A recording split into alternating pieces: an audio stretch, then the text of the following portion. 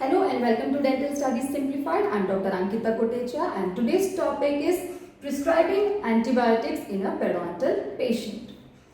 This topic, if discussed under the following questions, will give a complete picture of the practical aspects of prescribing antibiotics in our daily routine practice.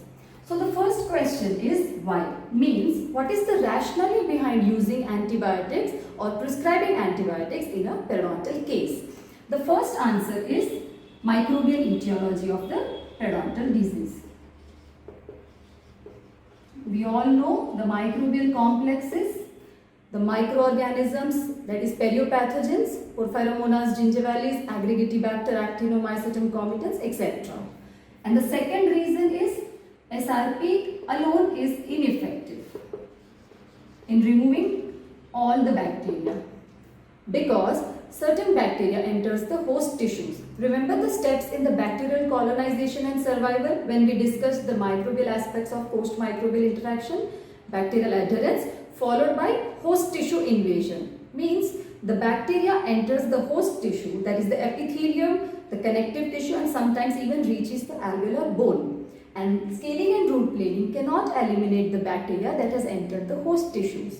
Also, it is difficult to reach the apical most portion of the deep pockets, the difficult areas such as percussions and the intrabony defects, and also certain inaccessible areas in the oral cavity. So overall, SRP alone is ineffective in removing or complete elimination of bacteria, and hence an adjuvant therapy which will work synergistically with SRP to boost the treatment outcomes and provide benefits has to be incorporated, and so the rationale of using antibiotics is thus justified.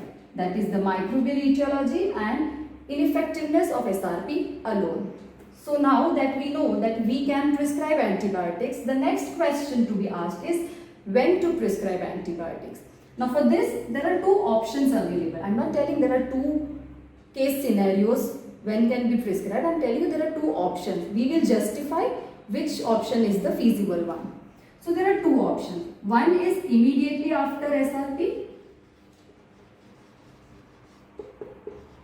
and the second is at revaluation visit, that is usually 3 months. So now we will discuss both the options. Immediately after SRP or 3 months revaluation. So there are now 2 points to be discussed here. First point is bacteria are living in a biofilm formation. So the antibiotics will not be able to reach them so easily. It is said that antibiotics, in order to target their organisms in the biofilm, requires concentration as high as 500 times to that of a regular one. So it is essential to first disrupt or dissolve the biofilm so that the antibiotics reach their target microorganisms and kill them. So the first step before prescribing antibiotics anytime is scaling and root planing, that is a standard periodontal therapy aimed at disruption of the biofilm so that antibiotics get access to their target microorganisms.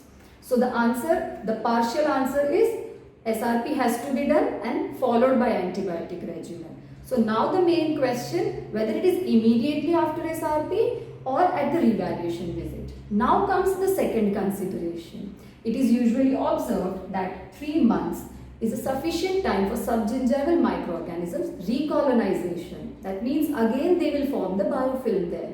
So then prescribing antibiotics at 3 months will be a waste of both the time and the patient's consumption of antibiotics. It is waste of everything overall because again the antibiotics won't get access to the microbiota because they are again in a biofilm formation. So ideally, if at 3-month revaluation, again SRP has to be performed so as to disrupt the biofilm and then antibiotics prescribed. But it is better to prescribe the antibiotics immediately after scaling and root planing, because scaling and root planing will disrupt the biofilm mechanically. It will initiate the healing processes. It will give access to the antibiotics if administered immediately after SRP. Overall, they will work in synergism and provide better treatment outcomes. Clear till now? The answer to the question when to prescribe antibiotics, we have received the answer. immediately after scaling and root bleeding. So now we know why can we prescribe antibiotics and when to prescribe them. So now the next question is, which antibiotics can be prescribed in periodontal patients? The answer is actually many, but only few antibiotics have proven their better outcomes in research trials. That is tetracycline or doxycycline. Next we have amoxicillin, metronidazole, or even ciprofloxacin or azithromycin. But of all these antibiotics, the combination of amoxicillin and metronidazole is considered to be the most promising drug combination, proven to provide better outcomes, both in terms of clinical parameters and microbiological parameters as well. So now that we know which antibiotics can be prescribed in periodontal patients, the next question is how? That is the drug dosage and regimen. Now, according to Carranza, the standard drug regimen has to be followed. That is 250 milligrams 4 times a day for tetracycline, 100 milligrams twice daily on day 1, followed by once daily for the next 20 days. Amoxicillin is 500 milligrams thrice daily for 8 days, and amoxicillin plus clavulanic acid, that is 125 milligrams, so a total of 625 milligrams thrice daily for 8 days. Metronidazole is 250 milligram, the most common drug regimen, 250 milligram thrice daily for 8 days, and the others which are used if the patient is like allergic to penicillin, that is amoxicillin, or in case of refractory periodontitis, that is the case does not respond to any of the drug regimen, then we have the option of ciprofloxacin 500 milligrams twice daily for 8 days. And another alternative is azithromycin, because it has a good pharmacological profile and a patient compliant dosage regimen, that is once daily 500 milligrams once daily for only 5 days. Even azithromycin can be considered for antibiotic prescription in periodontal cases. So the dosage and regimen, that is how we have got the answer. There is one more answer to this question according to Periodontology 2000 journal. In a research trial that is mentioned in that journal, the research trial concluded that the most promising drug regimen combination, that is amoxicillin and metronidazole, has to be prescribed, that is 500 milligram and 400 milligram. That is, they compared both the dosage, 250 milligram versus 400 milligram, both the dosage, but found 400 milligram to provide better outcomes. So amoxicillin and metronidazole for 500 milligram and 400 milligram thrice daily for 14 days. Yes, this is the drug dosage regimen that they have concluded to provide better outcomes in terms of both clinical and microbiological parameters. Again, this conclusion has to be further evaluated, and the result outcomes should either consolidate the results present already or come up with some newer drug proposal. Clear? So this is the answer according to Periodontology 2000 journal. So we have completed the question, the dosage and regimen. According to Carranza, the standard regimen, and according to Periodontology 2000 journal, this one particular research trial who gave this drug dosage regimen to be an ideal one. And coming to the last, main and the most important question of this topic. So now that we know we can prescribe antibiotics, we know when to prescribe, which all to prescribe and how much to prescribe, that doesn't mean we will prescribe it to every patient. We have to be very selective while prescribing antibiotics and not prescribe them on routine basis, because antibiotics comes with several adverse effects. The most common and the most dangerous of all is drug resistance. We don't want drug resistant species to emerge and make the case management more difficult. So antibiotics must be prescribed very selectively and not routinely. So now we should know which patients are eligible to receive an antibiotic prescription. The answer is patients with advanced or very advanced periodontal disease, such as deep probing depths, loss of attachment, furcation involvement, intrabony defects, etc.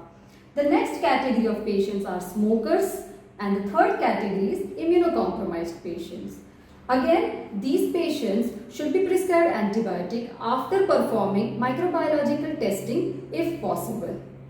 Again, they should be evaluated according to the general guidelines for antibiotic prescription, that is, their medical status and dental status, particularly the periodontal status, should be evaluated whether they demand an antibiotic prescription or no. Ideally, antibiotic prescription should follow the microbiological sampling so that we have an idea of the exact pathogen profile present, and accordingly an appropriate antibiotic is prescribed.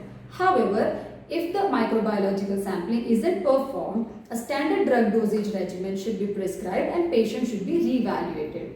Now, at the re-evaluation visit, there are two case scenarios. Either the treatment outcomes are improved or not improved. If they are improved, well and good. But if they are not improved, now at this point, microbiological sampling becomes necessary so as to understand which pathogens are present in this case, particularly which weren't eliminated by the existing drug prescription. So now microbiological sampling will give you the answer of which pathogens are present, and now the newer drug dosage regimen according to the pathogen profile should be prescribed, targeting the exact pathogens present. And the patient must be re-evaluated once again. And at the next re-evaluation visit, again there will be two case scenarios. The treatment outcomes improve or doesn't improve. If they improve with the second drug prescription, well and good. But if they still don't improve, then the second option available to us, apart from prescribing drugs, that is antibiotic prescription, the second option is a periodontal surgery. So this completes the topic, prescribing antibiotics in a periodontal patients. So to summarize the topic, we know the rationale behind using antibiotics is mainly the microbial etiology and ineffectiveness of scaling and root planing to eliminate all the bacteria alone. That is why an adjuvant therapy as an adjunct to scaling and root planing should be incorporated, and that therapy here is antibiotics. The answer to the next question, when to prescribe them, is immediately after scaling and root planing so that the biofilm is disrupted or dissolved and antibiotics will get access to the target pathogens.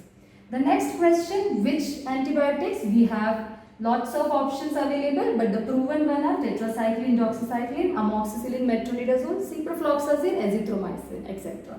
But the most promising combination, amoxicillin and metronidazole in a combination therapy. And their drug dosage regimen is, according to Carranza, the standard regimen, and according to Periodontology 2000, this particular drug dosage regimen was proposed, that is amoxicillin 500 mg and metronidazole 400 mg, both for thrice daily 14 days. And the last and the most important question, which patients are eligible to receive an antibiotic prescription? Mainly patients with advanced or very advanced periodontal disease and smokers and immunocompromised patients. Ideally after microbiological testing so as to understand the present pathogen profile, and accordingly an appropriate antibiotic will be prescribed. So this completes the topic, prescribing antibiotics in a periodontal patient. I hope this topic is clear to you all. If you still have any doubts or any queries, please ask them in the comment section below or mail them at dentalstudiessimplified@gmail.com. Thank you for watching and listening to me. Study well. Have a good day. Stay safe.